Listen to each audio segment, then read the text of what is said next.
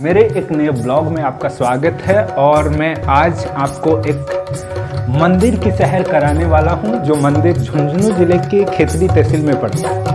ये बूडवाला बालाजी के नाम से प्रसिद्ध मंदिर है जहां पर बहुत ही विशाल मेला लगता है और यहां पर पहलवान जो हरियाणा के फेमस पहलवान हैं, गर्ल्स एंड बॉयज़ जो भी हैं, वो इस मेले में विशेष रूप से कुश्ती में भाग लेने के लिए आते हैं जो आकर्षक का मुख्य केंद्र होते हैं। अब ये जो मंदिर है ये चारों ओर पहाड़ियों से घिरा हुआ बहुत ही मनोरम दृश्य इसका देखने पर मिलता है। तो आइए आज का ये ब्लॉग शुरू करते हैं। फिलहाल मैंने कपड़े पहन लिए हैं और शूज़ पहनकर मैं फ़िलहाल यहाँ पर अपना जो रिकॉर्डिंग किट है जो ब्लॉगिंग के लिए है, ये कैमरा मैंने ले लिया है और अभी इसमें मैं आपको बता दूं यहाँ पर रिपोर्टिंग इसमें माइक है और रिपोर्टिंग माइक मैं आपको दिखा देता हूँ। ये अपना रिपोर्टिंग माइक है और जो एक माइक मैंने पहले से ले लिया है। देखिए दोस्तों, अभी हम ब्लॉग शूटिंग के लिए घर से निकल चुके हैं और मैं आपको लेकर चल रहा हूँ बूडवाला बालाजी मंदिर पर, जहाँ का एक ब्लॉग मैं आपको उपलब्ध करवाने वाला हूँ। वहाँ की आसपास की जो लोकेशन है, किस तरीके से मंदिर जो बना हुआ है, ये बाकायदा सारी मैं वहाँ का दृश्य आपको दिखाने जा रहा हूँ। तो इस ब्लॉग को कंटिन्यू देखते रहिए।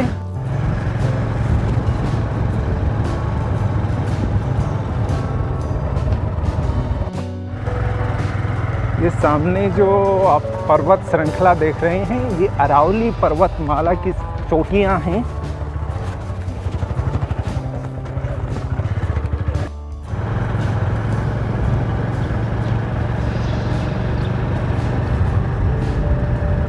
ये सनसाइट का दृश्य आप देख सकते हैं, कितना मनोरम इस पहाड़ी की चोटी के ऊपर से।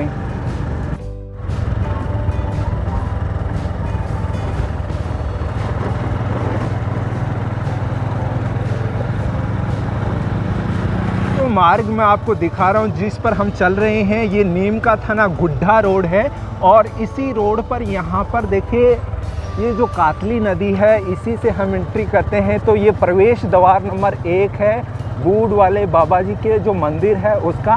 विशेष रूप से ये बालाजी का मंदिर है, इसका एंट्री द्वार है, लेकिन हम आगे से 2 नंबर गेट से एंट्री करेंगे मंदिर में। फिर वहाँ पर जाकर मैं एक्सप्लोर करूँगा मंदिर के आसपास का एरिया कैसा है और मंदिर परिसर को भी मैं बाकायदा आपको दिखाऊँगा।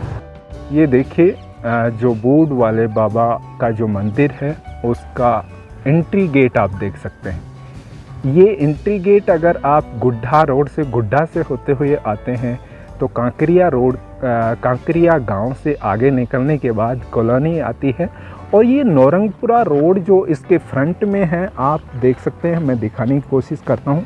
इधर से ये कच्चा रास्ता आता है, ये नौरंगपुरा गांव से यहाँ पर, तो यहाँ से आप देख सकते हैं फिलहाल।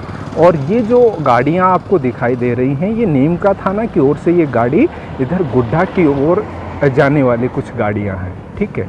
तो फिलहाल अब हम इस गेट से एंट्री करेंगे और मंदिर के द्वार तक, मुख्य मंदिर के परिसर तक पहुँचेंगे। जैसे ही द्वार से हम एंट्री करते हैं तो जैसे ही एंट्री का कुछ मार्ग इसका इस गेट से कुछ ऐसा दिखता है और यहाँ पर कुछ मकान बने हुए हैं, निवास हैं, आप देख सकते हैं। फिर यहाँ से किस तरीके से हमें मंदिर की ओर आगे जाना होता है आप देखिए। पहाड़ियों के बीच तलहटी में बना ये मंदिर आपको यहाँ से दिख जाएगा। मैं दिखाने की कोशिश करता हूँ थोड़ा जूम करके। ये देखिए मंदिर परिसर आपको यहाँ से कुछ धुंधला सा नज़र आता होगा और यहाँ पर देखिए ये जो पहाड़ियाँ हैं अरावली श्रृंखला की कुछ इस तरीके से दिखती हैं। जो बूडवाला बाबा मंदिर है इसका मुख्य द्वार, इसका एंट्री करने के बाद जो मंदिर है, मंदिर का ये मुख्य द्वार है। यहाँ से हम एंट्री करेंगे कि जो धाम है, मंदिर है और मूर्ति स्थापना जो की गई है, गर्भगृह जो है इसके अंदर से है। तो इसको हम अंदर चलकर मैं आपको दिखाऊंगा किस तरीके से इसका बहुत ही शानदार और मनोरम यहाँ पर मंदिर बना हुआ है। गेट से एंट्री करने के बाद मंदिर परिसर कुछ इस तरीके से आपको नज़र आएगा। जहाँ पर आप देख सकते हैं यहाँ एक सुंदर सा शिवालय भी अंदर बना हुआ है। मैं आपको यहाँ की एक रोचक बात बताने जा रहा हूँ। आप देख सकते हैं ये जो मंदिर परिसर है, यहाँ पर पहले एक छोटा सा मंदिर हुआ करता था और जिसे बालाजी की अक्सर गांव में जिसे मड्ढी कहते हैं उस तरीके से। लेकिन आज इतना विशाल मंदिर आप कितना सुंदर देखने में और मनोरम। यहाँ पर कोई दर्शक कोई श्रद्धालु आता है तो उठकर घर पर जाने का उनका मन ही नहीं करता। इस ब्लॉग में आप कंटिन्यू बने रहिएगा। फिलहाल हम चलेंगे यहाँ पर जो सुबह शाम दिया अगरबत्तियाँ जलाते हैं, बाबा की जो है पूजा अर्चना करते हैं, तो उनको वहाँ पर भी मैं आपको लेकर चलूँगा और उनसे जानेंगे इस मंदिर के बारे में कुछ विशेष बातें जो शायद मैं आपको नहीं बता पा रहा हूँ, मैं नहीं जानता, लेकिन वो हम सबको बताएंगे किस किस तरीके के दर्शक और श्रद्धालु यहाँ पर आते हैं, किस तरीके से उनको यहाँ पर देख सकते हैं। फ़िलहाल मैं यहाँ पर नौरंगपुरा गांव में बूढ़ वाले बाबा जी के जो मंदिर है, जो धाम है, यहाँ पर मौजूद हूँ और मंदिर परिसर में यहाँ पर पूजा अर्चना करने के लिए जो मौजूद रहते हैं उन्हीं से हम जानने की कोशिश करते हैं कि इस मंदिर के पीछे प्राचीनतम पौराणिक मान्यताएं क्या क्या हैं और लोग किस तरीके से आकर यहाँ पर लाभान्वित होते हैं। तो एक बार आप अपना नाम बता दीजिए सर। मेरा नाम राम सिंह शेखावत, गांव मेरा जोधपुरा है, रिटायर्ड सब इंस्पेक्टर। तो राम सिंह जी बताएंगे कि बताइए सर कि ये जो मंदिर है अपना बूढ़ वाले बाबा का, तो इसमें यहाँ पर प्राचीन समय से क्या क्या इसकी पौराणिक मान्यताएं हैं? यहाँ पर पुरानी मान्यता यही है कि यहाँ काफ़ी समय से यहाँ देख रहा हूँ कि जनता आती है और बालाजी महाराज के धोख लगाती है और अपना जो भी उनको मनोयोग्य अपने चाहते हैं उनकी भगवान सब पूर्ति करते हैं। कहने का मतलब यहाँ पर आप देख सकते हैं जो श्रद्धालु यहाँ पर आते हैं, जो मिन्नतें मांगते हैं, उनकी बाकायदा यहाँ पर मंदिर में आने के बाद, बाबा के यहाँ धोख लगाने के बाद जो मिन्नतें मांगते हैं उनकी मन्नतें पूरी होती हैं और पूरी होने के बाद वो हंसी खुशी हमेशा शनिवार मंगलवार को यहाँ पर यात्री जो है लगातार आते रहते हैं। इसके अलावा हम यहाँ के आसपास की कुछ पौराणिक और कथाएं हैं, किंवदंतियाँ हैं, इनको लेकर आपके पहले से कुछ सुनी सुनाई कोई बात हो, अब सत्य है नहीं इस पर तो हम नहीं जाएंगे, लेकिन जो भी बात आपकी कोई सुनी सुनाई ऐसी हो जो एक रोचक हो, तो ऐसा कुछ। पहले क्या था कि हमारे बुढ़ के बालाजी है, इसी स्थान के पास में, ये सामने ही है, यहाँ पर कोई बस्ती बताते थे कि यहाँ पहले आदमी रहा करते थे। वो जाते गए ज्वेलर्स जो सोने चांदी के काम किया करते थे।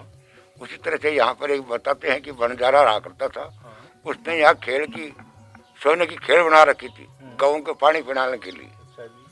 उसी तरह से यहाँ पर एक धनसवनी रहा करती थी, उस नदी के पल्ली साइड में, जो अपने सामने नदी पड़ती है उसके पल्ली साइड में धनसवनी का महल है, वो ढाबा है, धनसवनी का महल से कहा जाता है।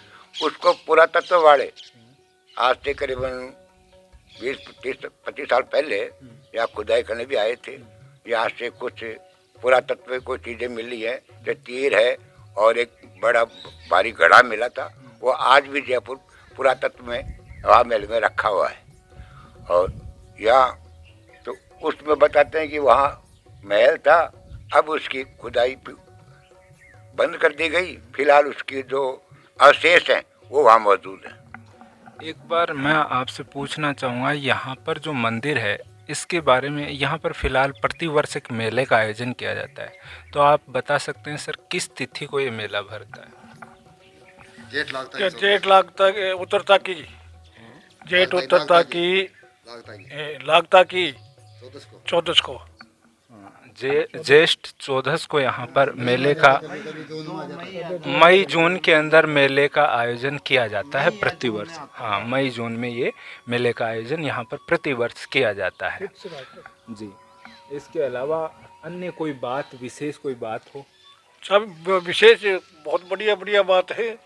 अटैक की तो बहुत चमत्कारी बात है। हाँ, चमत्कारी। फिर भी हाँ। आप दर्शकों को बताना चाहेंगे? हाँ, दर्शक साहब अरे जो बांझड़ी थी जिसकी तो बच्चा ली, बाने बच्चा मिल गया। बिल्कुल। और जो कोई धन संपत्ति या पग जो पाई जा उनसे पे भी पग ले रहा थे सारा। बिल्कुल। सारा काम बढ़िया बढ़िया हो रहा था।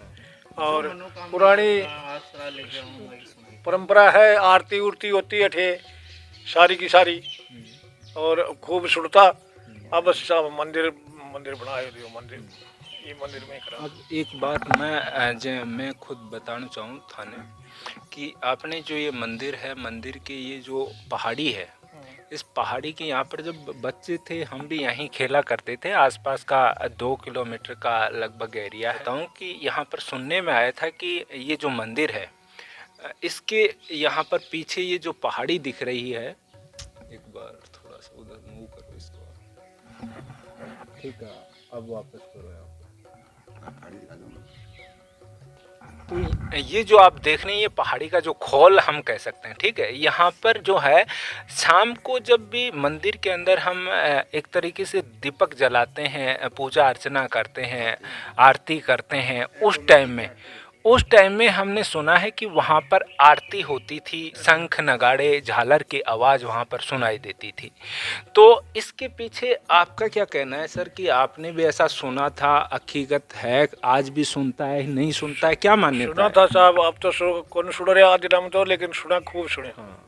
कहने का मतलब ये है, आप देख सकते हैं पहले प्राचीन समय में यहाँ पर ये जो मंदिर का खोल है, यहाँ से बड़े बुजुर्ग जो हैं, इनसे भी जो पहले की जो पीढ़ियाँ हैं, उनके बड़े बुजुर्ग कहा करते थे कि यहाँ पर शंख नगाड़े झालर ऑटोमेटिक उनकी आवाज़ सुनाई देती थी जब भी आरती का समय होता था।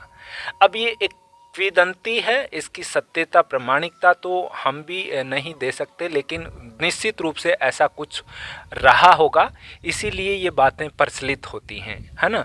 और इसके अलावा अन्य कोई बात जो आप दर्शकों को कहना चाहोगे, बताना चाहोगे मंदिर के बारे में, आप बताइए।